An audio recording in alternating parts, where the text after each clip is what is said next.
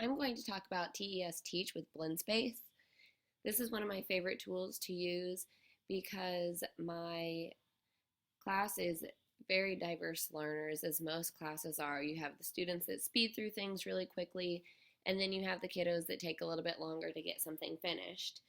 So this really helps because the students that finish quickly, they can keep going and go on to the next part of the assignment, while the ones that need a little bit of and a little bit longer, they can continue working at their own pace without skipping ahead and getting completely lost.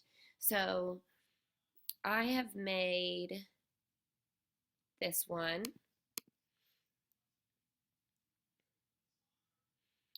and this took me probably like 3 minutes to actually put together. Of course, you have to find what you want to put on here first. So I put this video about animals from Asia on here, and then I just have a question following it. Choose one animal from the video and write 5 facts about that animal. I put a story on here for them to read that has a quiz at the back. So then this just tells them to complete the quiz. And then what was the most interesting piece of information that you learned from the text? And then I added this picture of the 7 continents, and then I wanted them to make a 30-second video on Chatterpix about Asia.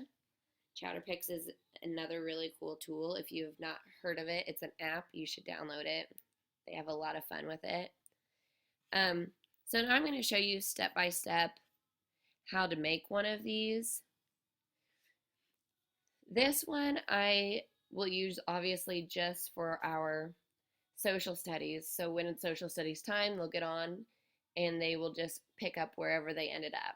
So maybe today they finished box 1 and box 2, so tomorrow they'll start at box 3. And they just keep going until they have it all completed.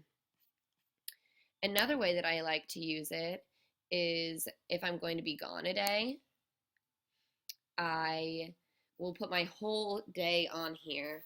And so the students go by here one by one, and I will record my own lessons and put them in here so that the students actually see me teaching still, even though I'm not at school. So I have this one, it's about sub rules. So it reminds them just what the rules are when there's a sub. So I'm going to go over here to search YouTube. I'm going to put in the link, and then the video will pop up. We also have a morning meeting that we do every morning.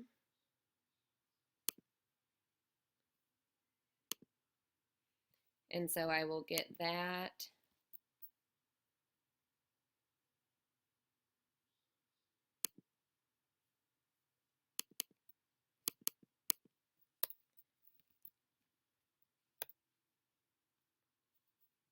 And just drag it over.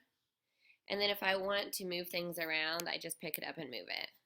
Because I decided after the sub rules, I want them to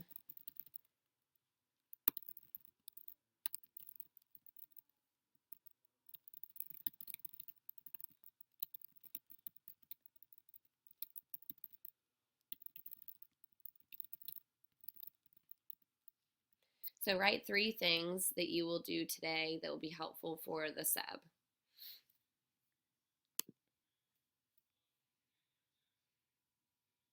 And then here's our morning meeting that we do every morning. And then a subtraction review. We've been working on subtraction with regrouping. So this is oops, accidentally clicked on Glow Noodle. Let's go back.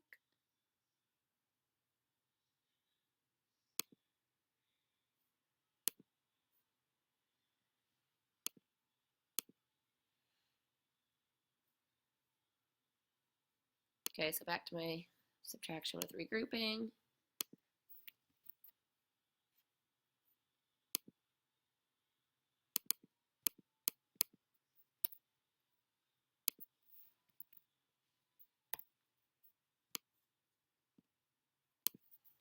And then I can tell them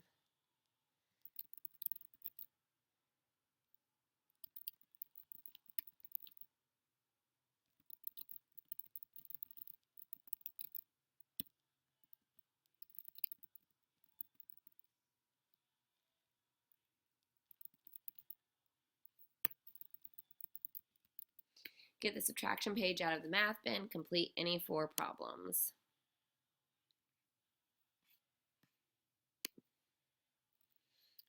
This is just the title, so I can just put in a date.